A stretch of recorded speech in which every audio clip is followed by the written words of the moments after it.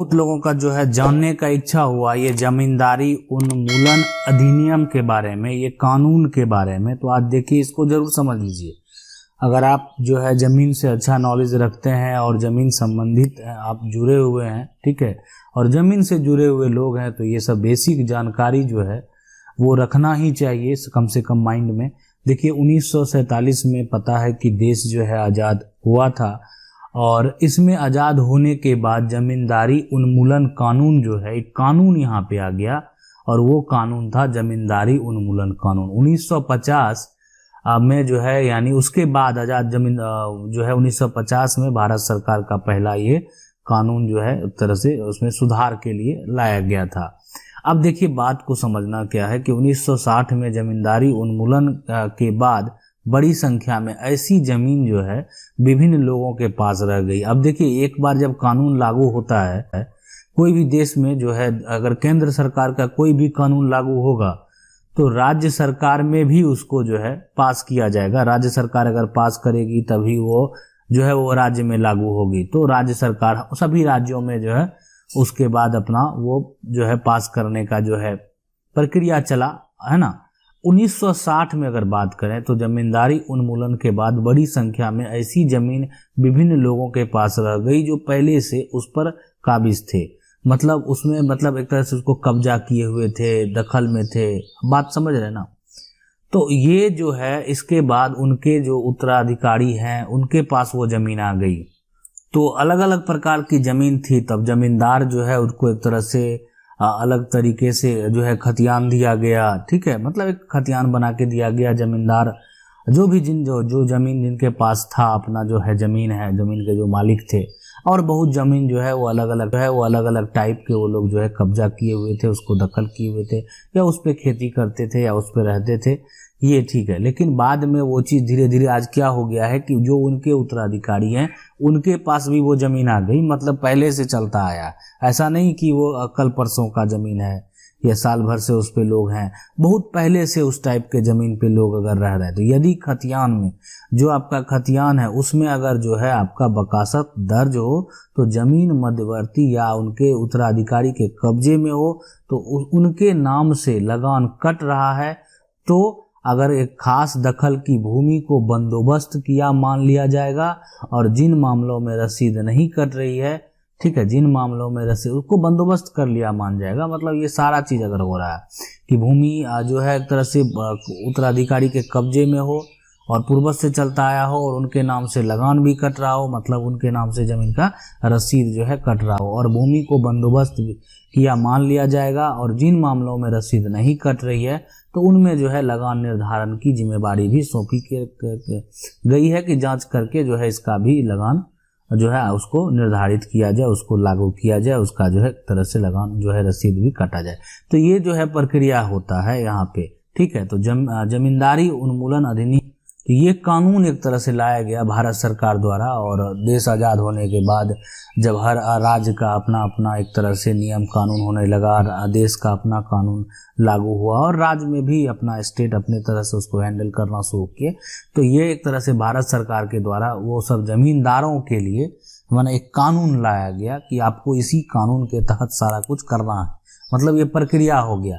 उसमें कुछ ऐसे जमीन हो गए जो कि मान लेते हैं सरकार के अंदर का जमीन था। अब उसके लिए क्या नियम कानून था उसको भी समझेंगे। चलिए आगे बढ़ते हैं और समझते हैं। अब एक हुक्मनामा है से बंदोबस्त गैर मजरूआ भूमि संबंधित रैयत या उनके उत्तराधिकारी की मानी जाएगी।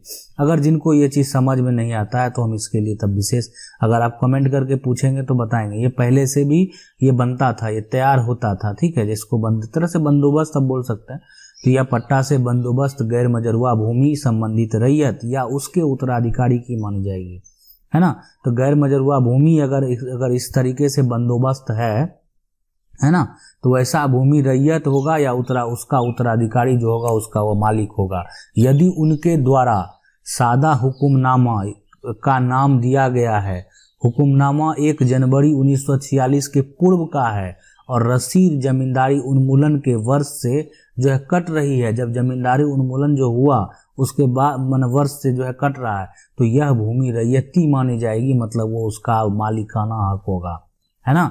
बात ये समझ लीजिए कि अगर आपका ऐसा कि अगर आपका ऐसा बंदोबस्त, गैर मजरूआ भूमि पहले था उससे कोई मतलब नहीं है, लेकिन अगर आपका सादा हुक्मनामा का नाम दिया गया, हुक्मनामा आपका 1 जनवरी 1946 से पहले का है, मतलब अगर आपका हुक्मनामा जो है वो 1 जनवरी, तो ये जो है रैयती मानी जाएगी। अब यदि गैर मजरूआ भूमि सरकार द्वारा किसी को बंदोबस्त की गई, जो गैर मजरूआ भूमि है ना वो सरकार द्वारा किसी को बंदोबस्त की गई, ठीक है, तो वह पर्चाधारी जो है या की रैयती भूमि मानी जाएगी। मतलब अगर वो जमीन गैर मजरूआ है और ये अगर एक तरह से सरकार द्वारा किसी को बंदोबस्त की गई है या उसको पर्चाधारी बनाया गया है, तो वो फिलहाल रैयती मानी जाएगी।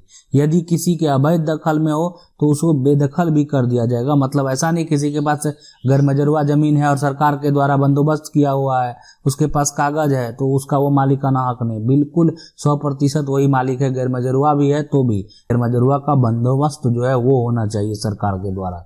है या पर्चा है तो वो भूमि फिलहाल आप समझ लीजिए कि आपका वो अब रैयती ही है। जिसका पहले से होगा नया सर्वे में, हो सकता है कि उसको एक तरह से प्योर रैयती बना दिया जाए, ठीक है।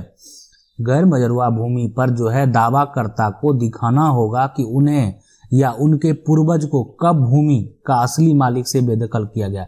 देखिए, अगर आपका मतलब एक तरह से आपको बेदखल कर दिया गया है, जमीन आपका कोई और कब्जा कर लिया है, तो ऐसा मत समझिए कि वो गैर मजरूआ जमीन है तो उस पर हम कानूनी लड़ाई नहीं। बिल्कुल, अगर वो आपका बंदोबस्त किया हुआ जमीन है, वो आप ही का जमीन था और किसी के द्वारा अगर कब्जा कर लिया जाता है, मतलब जमीन आपकी है और किसी के द्वारा अगर कब्जा कर लिया जाता है, तो बिल्कुल आप ये समझिए कि आप उसका फिलहाल मालिक हैं, आपका वो रैयती भूमि माना जाएगा, ठीक है। और अगर कोई अवैध दखल किया है तो उसे बेदखल कर कब्जा जो है वो दिलाया जाएगा।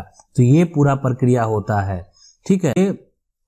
अगर आपका अगर ऐसा आपके साथ हुआ है या ऐसा मान लेते हैं होता है, तो इस पॉइंट को जरूर समझिए कि जो आपको दावा करता है उसको दिखाना यही होगा कि उनके पूर्वज को कब भूमि के असली मालिक से बेदखल किया गया। हो सकता है आपके पूर्वज को ही बेदखल किया गया, सरकार द्वारा किया गया हो, या हो सकता है किसी आदमी के द्वारा किया गया हो, लेकिन आपका पहले से वो सब सारा जो हुक्मनामा, पट्टा, ये सब जो है, तो आप ही मालिक हैं, आप ही कानून में मालिक रहेंगे। यही हमारा कानून कहता है।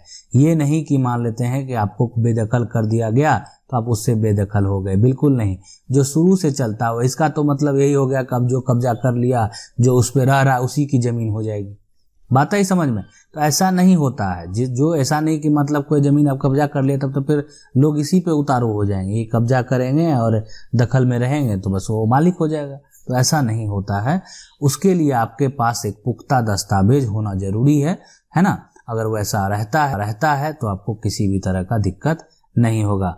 चलिए आगे कुछ और पॉइंट को समझते हैं। देखिए, एक चीज है, ये सब कुछ सरकारी जमीन जो है का टाइप आप बोल सकते हैं। जमीन बकासत भी है, उसको बोलते हैं। जमींदारी उन्मूलन के पूर्व जमींदार ने अपने पास जो जोत की जमीन रखी, इसे भी सरकारी जमीन माना जाता है। देखिए, तो जोत की जमीन जो रख ली मान लेते हैं और उसका कोई भी कागज नहीं तैयार है, तो उस तरह का जमीन जो है अगर बकासत जमीन है तो वो सरकारी जमीन माना जाता है, ठीक है।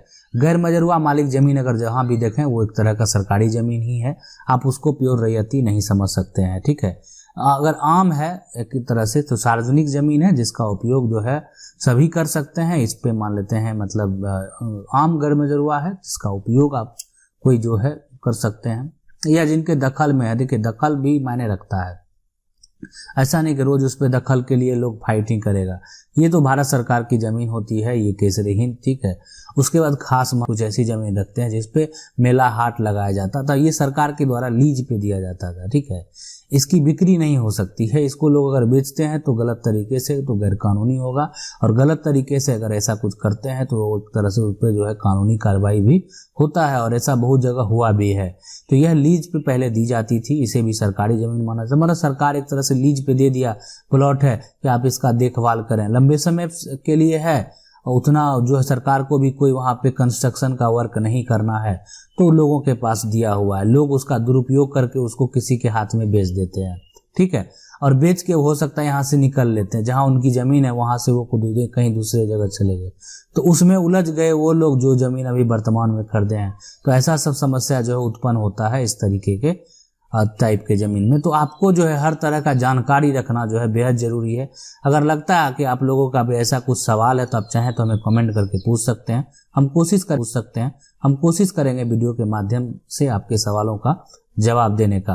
वीडियो अच्छा लगा वीडियो को लाइक जरूर कर दें, चैनल को पहली बार देख रहे हैं सब्सक्राइब करके जो बेल आइकन है उसको जरूर दबा लीजिए। मिलते हैं अगले वीडियो में